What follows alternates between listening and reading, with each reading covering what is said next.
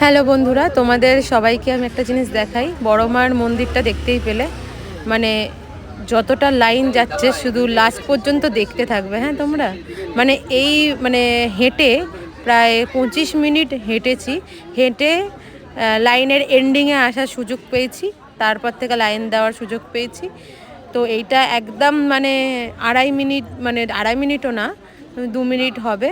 এই ভিডিওটা দেখলে হয়তো অনেকেই বুঝতে পারবে না যে কতটা ভিড় পরিমাণে হচ্ছে না হচ্ছে, কারণ মানে এতটাই তাড়াহুড়ো, মানে তাড়াতাড়ি দিয়েছি ভিডিওটা।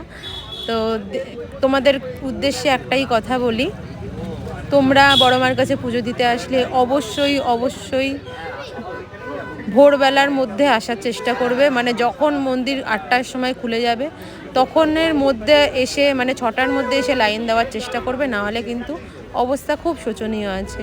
হ্যাঁ, সারাদিন, এবং যারা উপোস করে পুজো দেবে বলে প্ল্যান করবে তারা তো অবশ্যই তাড়াতাড়ি আসার চেষ্টা করবে, কারণ এখন 1:30 বাজতে যায়। মানে আজকেরই আমি বড় মার কাছে এসেছি এবং আজকেই এই ভিডিওটা পোস্ট করছি। তো 1:30 বাজতে যায়, আমার মনে হয় 6টা-7টা বেজে যাবে মন্দিরের গেটের সামনে যেতে। লাইন দিয়েছি 2 ঘন্টা হয়ে গেছে। তো এবার দেখা যাক কি হয়। তোমরা আইডিয়া করে নাও, তারপরে আসবে মায়ের কাছে পুজো দিতে।